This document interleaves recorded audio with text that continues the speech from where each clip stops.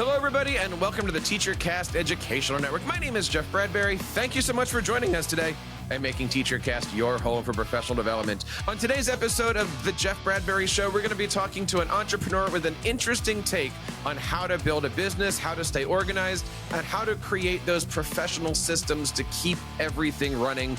If you're looking to make sure that your business is up and running this year, check out this episode today. It is one that you don't want to miss. If this is the first time you're checking out the Jeff Bradbury Show, thank you guys so much. You can find out more information over at teachercast.net/podcast. And if you're an entrepreneur that's doing some amazing things to change the world, we would love to have you guys fill out our contact form and be a guest on our show. We love talking to people who are doing some amazing things to change the world around them. My guest today is the Vice President of Strategy at a fantastic company called BuildOps, where not only is he excelling at leadership and helping people being put in the right positions, we're going to talk today about strategy. We're going to talk today about productivity, but overall, today, I'm excited to bring on today Mr. Michael Carey. Mike, how are you today? Welcome to TeacherCast. Hey, thanks. It's great to join you. I'm doing well. I can't complain at all. It's a nice rainy day here in Raleigh, North Carolina, but we get a lot of sunshine. So we've had ups and downs this week, but I'm happy to be here. I'm excited to have you on. This is the year where there's a lot of stuff going on, especially in the classroom, around the classroom. Recently, we've had a lot of educators reach out to us on social media saying, I'm applying for leadership roles. I just got a first leadership job. Where do I go? Where do I start? So I'm excited to talk to you about all of these different things. But before we dive into that, tell the audience a little bit about yourself. Who is Michael Carey? And what are you doing these days over at BuildOps? Yeah, I guess I would say I've had an interesting journey, probably, at least, especially as it relates to getting into leadership. I started my early career working in industrial applications. I worked in the oil field, actually. I ended up doing international development, so traveled all over, went to different countries, built different groups and subsidiaries in those countries. I ended up getting married, settling down, and moving into the tech space, sort of adjacent to that industry. And that's where I really started to kind of grow into leadership. I worked in a couple of startup companies that related to construction. They all had successful exits, actually, which is pretty exciting and interesting. Learned a lot through that process. I went into business for myself. And that actually brought me around to BuildOps. I owned a consulting firm. That consulting firm grew. People I knew from previous experience worked at BuildOps and asked me, hey, will you join and help kind of be a leader in this startup? And I'm a startup junkie. I couldn't help myself. Truly, I am. My wife was like, what are you doing, man? Like, you have your own business. Why go work for someone else? But I could not help myself. So I got on the train and I ran product actually for 2.5 years. That's basically building the ideas of the software. Not the actual coding, right? But hey, this is what we're going to make. And I now run strategy, which is big picture vision for the product and the company, where we're going, getting into new markets, expanding, and also some of our sales solutioning. So been enjoying that a lot. Along the way, have a couple other business interests that I think could be relevant maybe in the conversation, mostly around construction specifically. I have over 100 employees in 4 or 5 states doing plumbing, HVAC, service, and construction. So I also own businesses in the world that I service from a technology perspective. So it seems that you have your hands in a lot of different spots, both as the top position, but also as that, sometimes we call it the fulcrum position. They're the one that's making things happen all over the place and just making sure that the thing is moving forward. That's right. A lot of change agent. What do you love about being in that position?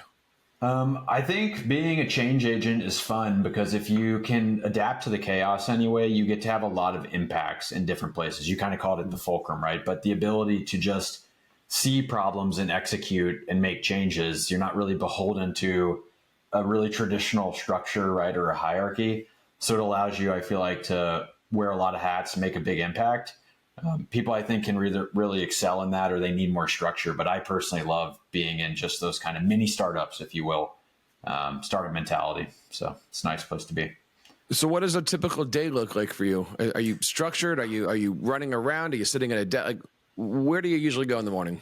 It's a great question. And actually, I would say I call them leadership challenges. I feel like as you grow as a leader, you encounter what I call leadership challenges. And depending on how people encounter them, you handle them well or you don't. I have failed on many, and being organized is one of my leadership challenges. It's not a great strength of mine. I'm really good at causing chaos, having a vision, executing to a fast and strong plan. but I'm not great at the devil in the details organization. And so I actually recently got a office manager, basically a supercharged executive assistant who has helped me a lot, not only in my personal businesses, but even in being more performant for Build Ops, because I am a full W-2. I work, more than 40 hours a week for Build Ops, and she really helps keep me sane. But working through her, normally I wake up in the morning, I get my kids ready for school, I hit the gym, I get into the office, and I'm focused primarily on Build Ops. I'll work on product strategy. Hey, these are the new things we want to build. I'll review them, right? Look at them and say, this is a good fit. Hey, maybe tweak this. Then maybe I'll go through financial reports in the evening with my business partner for our business. We'll look at new acquisition targets, help put the kids to bed, and then circle back up and get on podcasts, stuff like that. So sounds like a busy day. Yeah, it's pretty busy. You had mentioned something that we talk about a lot here, which is organization and staying organized and building systems. This is something that I think is not really well taught in this world, right? Especially in the education field. So many principals, so many first-year administrators have this discussion with each other of, there's so much stuff to do, I don't know where to start. We have this vision in our mind of the assistant principal's desk that just has piles of papers, tied up, and you don't know where to go. The only thing on the desk that is actually desk is where you see the imprint of the person sleeping, essentially. Yep. I've been focusing over the last little bit on keeping organized, finding applications. I'm a Notion guy, like trying to come up with some kind of a way to create a productivity system. What advice do you have for creating productivity systems, finding a system? Not everybody that's listening has an assistant, right? Yep. What advice do you have for finding a way to keep yourself organized? I find everybody has their own little system, but not everybody knows a system to use. Yes, it's a good point. And I would say, the funny thing is people see something like an EA, right, or an office manager. That is a system, right? It's a system that maybe works in my setup, but it's still a system. It's not, the concept behind it can apply to everybody. And before I got there, I tried lots of other things. Today I use an app, for example, called Missive that people might find a ton of value in. It's like superhuman, but doesn't cost $5,000 a year to manage emails, right? Or any of those email management systems, I think, are incredibly powerful. Outlook, Gmail, like that's junk compared to the tech that's out there today. And so to me, the trade-off is you look at something like Missive. Hey, if you're an assistant principal, how much is your time worth per hour? And how much time are you spending on email? If you're spending 2 hours a day on email and you're getting paid $100,000, $90,000, $80,000 a year, your time is worth a lot more than $20 a month. That will save you an hour a day, even if you can cut that email time in half with rules and automations. And something like Missive, even superhuman, right? You'll make massive ROI on your time. And that always kind of empowered me to kind of use these programs. And to me, it goes back to the Pareto principle, which to me is the guiding determiner of how time should be spent, which is basically you look at your day, right? Out of your day, 80% of the stuff you do really doesn't add direct value. Where your true bread is buttered, that 80% is only 20% of your value, which is the Pareto principle. 20% of your time, right, is 80% of your value. And I think if people sit down, and that's what I did, you sit down and you look at, hey, this is all the stuff I do in my average day to day. Where do I add value? And that really helps a lot. And I can kind of give an example I feel like that's pretty useful. In my own businesses, I have people, obviously, you have over 100 employees, you have managers, you have VPs, you have people doing the day-to-day. So that's not where your value is. It's very easy to get stuck in. I assume for a vice principal, it's very similar. You want to be like you have teachers, right? You have a whole team. Don't get stuck into what they're doing. Think about the stuff that only you can do to drive value. And for me, that's doing M&A, for example, on the business side. If I want to acquire a new business, there's no one else but me who can do that. And I can buy more revenue than we can organically grow. So my time is really valuable there. So if I focus the 20% of the time I'm not doing anything with Build Ops and focus that into M&A, I'll get outsized returns. And so that's what I've done on top of the daily productivity apps, which I think are hugely underrated. That sounds like something that you probably learned rather than something that was inherent and you just kind of picked up. where was your, talk to us a little bit about your mentors, talk to us a little bit about your journey to becoming, in the positions that you are in today. Absolutely. So it's funny, when I was in college and high school, my roommate was always like, man, how do you get your stuff turned in and get grades, good grades, but you do like 20% of the homework that I'm doing. And at the time I called it MIMO, minimum input, maximum output. And I just made it up like, a very young and probably too cocky college student, not knowing Pareto principle existed. But over time, I took some lumps in my early software career. I worked at a company called ServiceTitan that actually recently IPO'd. And I was running sort of like a lead role, right? I just kind of got into my first man management. I had just a few reports. And they had told me a lot, hey, you're a really strong individual contributor, but we don't know if you really have the chops to be a manager. And I had a couple of mentors at that time. We had a head of development. His name was Neftali at ServiceTitan, who was just an incredible teacher leader. And he was a big Maxwell guy. And he basically brought me into the new rules of leadership and invested in me. I got the workbook. We really spent time going through it. And I don't think that, for example, the new rules of leadership 2.0, by the way, which is what it was, is any better than any other rubric per se. I think what mattered was that I had accountability and I stuck to doing it, right? There's a lot of people who figured out leadership, right? This is a human thing that's been around since tribal times. But picking a program and sticking to it was really impactful. And that opened up things like the Pareto principle to me. That was in Maxwell's book. Another thing that's always stuck with me from his books, I still use today, is his whole foundation is based on 5 levels of leadership. And the lowest level is title. So just saying like, hey, I'm your boss, so you should listen to me, which I feel like is a very instinctual thing. Hey, I'm a vice principal, so just respect me, is the lowest level of leadership, right? It's actually kind of inhibits your growth. So that helped me a ton. We're going to certainly make sure that all of the stuff that we're discussing today is going to be linked over in our show notes. This is, of course, Jeff Bradbury's show, episode number 65. And Mike, as you're going through this, much like educators right now, you're either getting on that leadership treadmill, or maybe you've been there and now you're starting to have people under you. Maybe you're an assistant principal who's now a principal and now you're leading leaders. What advice do you have for somebody who is now in charge of middle management? Isn't the right word, but you are in charge of a group who's in charge of another group. So how do you start to figure out that role? I think that honestly, a lot of people always want to find this magic bullet where you're not going to have any challenge and there's not going to be an impetus to grow. And if you just read the right book or you just had the right personality trait, that it would just like click.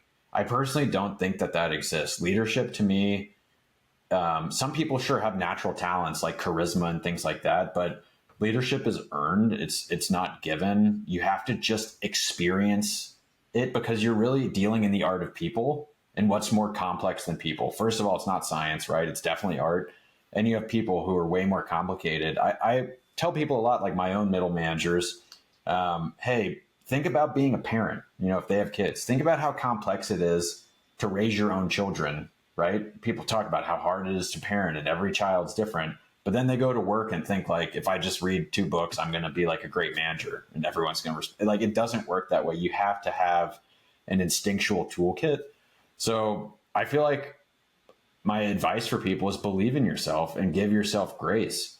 I was hammered. I had mentioned before, they said, hey, you can't be a manager. You're never going to be a manager. You don't have the right personality to be a manager. And I actually ended up getting fired from ServiceTitan without really making it into management where I thought I would be. And after getting fired 6 years later, I have, businesses with over 100 employees, multiple different industries. I'm a VP at a startup with 350 employees. Like, you have to give yourself grace and time to take the blows and the lumps and to learn. But to your specific point, you do have to switch gears, right? Managing frontline employees is not the same as managing someone in middle management. And again, I don't think there's a magic bullet. Transparency, communication, meeting and having consistent one-on-ones and a structure around interacting with people. Again, because the people are the part that makes management work. So you need a system to help you get face time and understanding of the person. That will make you a much better manager. It's all about adaptability. It's all about saying, okay, here's where I am, but if I need to make a left turn, or if I need to make a right turn, it's okay to do that. And I think a lot of times, especially with education, things are just coming at you so fast. It is a people business, as you mentioned. Let's just say I've got 800 students plus 100 teachers in my building. That's 900 art forms, as you put it, that I have to manage, plus the art firms above me, and of course the community of art forms that send their kids to you every day. It's a lot to juggle. We've been talking a lot on this show over the last few months about stress, about dealing with stress, about making sure that, we call it social and emotional learning. All of these different topics. How do you handle all of this? How do you build that system around you where you can be successful, yet not crack, yet not break under all the pressure? You've mentioned it. You're a VP, you're an owner, you got 100 souls that are depending on you for their paycheck. What's your strength? What's your superpower to keep it all together? And be honest with us. Do you have those moments where you're sitting there going, I need a break, I need a day, I need an hour? How do you handle all of that all at once? Yeah, it's a great question. And this is one of those contexts where everyone has their strengths and weaknesses, right? I think I struggled a lot and still struggle as a man manager, being someone who can get appropriately hands-on when required. But I've always had decent stress management techniques.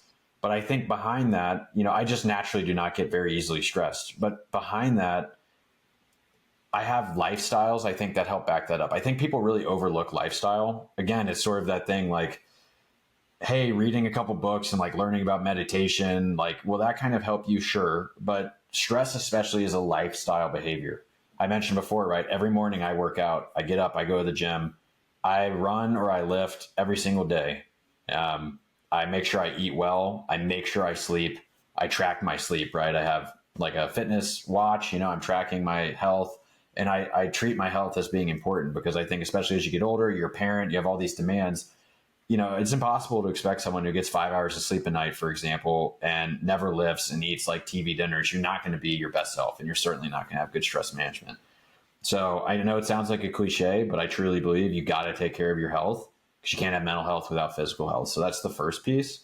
The second piece is, a lot of times I've learned that, again, more art than science over time, which is why I think time's so important. You start to learn that a lot of stuff does not really matter. Like, all the time I get customers who are really unhappy. They call me, right? And I want to help them and do the best I can, but I can't personally let their anger impact me. You just go in there and they're mad at you, and you go inside, you're kind of like, I don't care.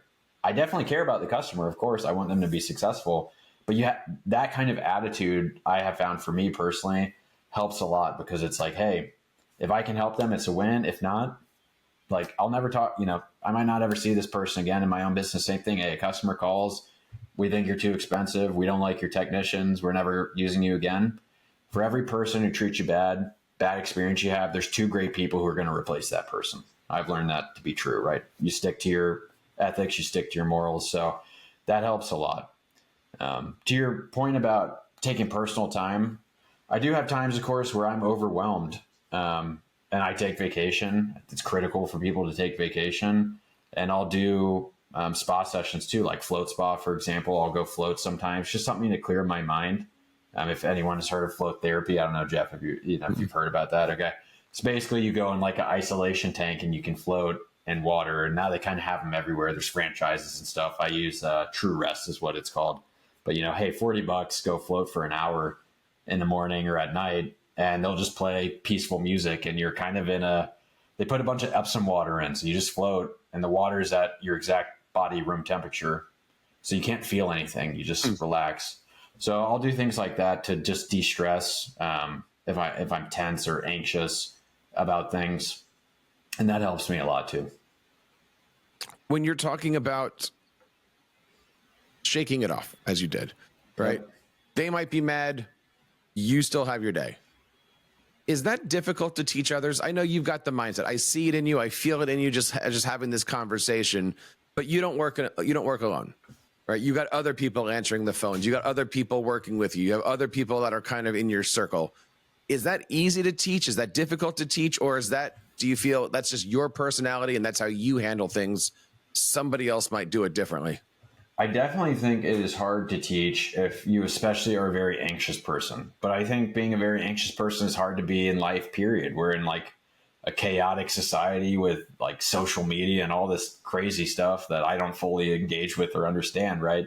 I definitely understand how that would be hard, but I think the ability to teach people no different than going to therapy, therapy is super important for anyone, even people who are healthy, by the way. I highly recommend it. If a therapist is just like brain science. It's just brain athletics, basically going to someone and being like, hey, I don't have any real problems in the traditional sense, but I'd love to learn how to have better stress management. Can you teach me anything? And I've learned a lot of things from that too. Just that's sort of given me tools around stress management. Like, hey, if I'm going to go into a conversation, I know it's going to be stressful beforehand. I just kind of pump myself up. I just talk to myself and go, hey, this customer's probably going to yell at you. They're going to chew you out. But you know what? You don't care. You're going to go home and see your beautiful wife and kids. You'll never hear from this person again. So just go through it for 15 minutes. Make it a game. I'll make it a game. A therapist taught me that once. Hey, make it a game. Be as cool as you can be. Every time the more angry they are, try to be even cooler. And that just kind of like zones me in to a spot where I'm not treating it like a confrontation. It's like a game. So you're not in that same human to human element, which sounds almost negative. Like, are you dehumanizing that person? But it really helps protect you in the moment from taking all of that heat. So I think that's amazing advice. In our business, we call that parent conferences and board meetings. I was going to say parents. I'm sure I can imagine the stuff people have to deal with. Or in my business, I just call that teaching middle school and just dealing with all of the 13-year-olds that walk in with every single problem at the world, right? Yep. Talking today to Michael Carey all about leadership and the importance of just building out those systems. Michael, talk to us a little bit about BuildOps. What are some of the things that you guys are doing? What are you proud of these days? And I got to ask, with the world changing the way it is, are you looking forward to 2025? Are there any things that are big on the horizon? That's a great question. So on the BuildOps side, what we're doing is basically we're creating a operational ERP, right? Something that runs your whole operations for specifically what we call commercial specialty contractors. That's the people who do, your HVAC, your plumbing, your electrical in commercial settings, not the ones who come to your house, but the same thing, imagine in skyscrapers and industrial settings and the government and all of that. We've had a really exciting journey doing both construction and service, which kind of gave us a unique place in the market. And we've hit all of our kind of key metrics they talk about in SaaS. So they call it, and that stands for software as a service, by the way. So cloud hosted, right, software. We've done what's called the triple, double. So basically, if you triple, double. So this year we're going for kind of that last double.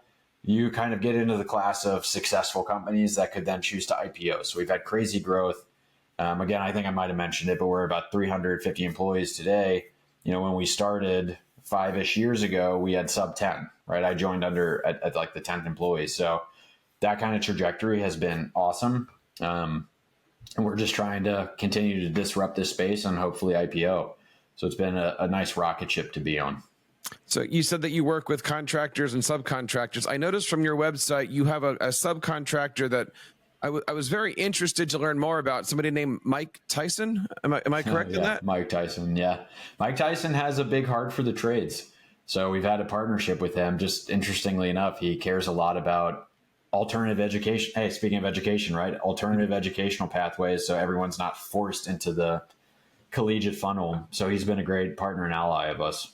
So, Michael, as we're looking at not just building out a leadership role, building out these things, and look back at your career, look back at all the things that you've accomplished. One of the questions that I want to ask you is one of my favorite questions to ask any entrepreneur. What has been your biggest teachable moment over the last 10, 15 years? What's that one thing that you said, gonna remember that, gonna learn from that, or maybe even something that somebody has said to you that's kind of stuck with you? It's funny. In a way, mine might be non-traditional because it sort of might sound negative, but it sticks with me the most and was the most teachable moment. And that is, I was mentioning how at Service Titan, right? I kept trying to get into management. Oh, you're not ready. This. And when I finally got fired, I was very surprised. And they basically said, we just, we don't think you're really made to be a manager. And what I learned was, it's funny, getting fired was the best thing that ever happened to me. I was forced into becoming a manager. I started my own business, and I look back now and, and I tell other people this too. So hence it's my teachable moment. When someone tells you that, hey, it's not the right fit, or we don't think it makes sense for you to do that here. All that really means is we don't think it makes sense for you to do that with us. And I think that's true. People will tell you, hey, you can't be a manager. All that means is you can't be a manager for them. It means that they don't want you to be a manager in their system, and that's fine. That doesn't mean you can't be a great manager. Indeed, I would say you probably can be an excellent manager somewhere else. I think it's sometimes scary to think like, oh, I'm going to change all this stuff in security, I know. But you got to believe in yourself, and time makes a great manager. That's my opinion. I can't think of another question that would top that answer right there. Mike, first of all, thank you so much for coming on the show. If anybody wants to reach out, learn a little bit from you, learn a little bit more about what's going on at BuildOps, where can they go? I do have a LinkedIn, and they can message me there. It's the only piece of social media I have. So if you want to connect, Michael Carey, I'm the VP of Strategy at BuildOps. Feel free to message me there. Love to chat if anyone has any questions, especially around any leadership challenges you have based on my experience. And we are going to make sure that we have that link and all of the other stuff that we've talked about today over on our show notes. This is the Jeff Bradbury Show, episode number 65. You can, of course, find out everything over at teachercast.net/podcast. Michael, thank you so much for coming on the show today. Please feel free to come back on any point in time. Would love to have you on and to continue this conversation. And if you have any questions out there about leadership or becoming a leader or building out your own company, check out all the great stuff that Michael is doing. He's a wealth of information, and I'm so fortunate and happy to have him on the show. Michael, one more time, thank you so much for your time today. Thank you, man. Have a great one. I hope you guys had a great time with this episode. If you'd like to be featured on the show, please head on over to teachercast.net/contact. Would love to have you guys on the show and feature the great things that you guys are doing. And that wraps up this episode of the Jeff Bradbury Show. On behalf of Michael and everybody here on TeacherCast, my name is Jeff Bradbury, reminding you guys to keep up the great work in your classrooms and continue sharing your passions with your students.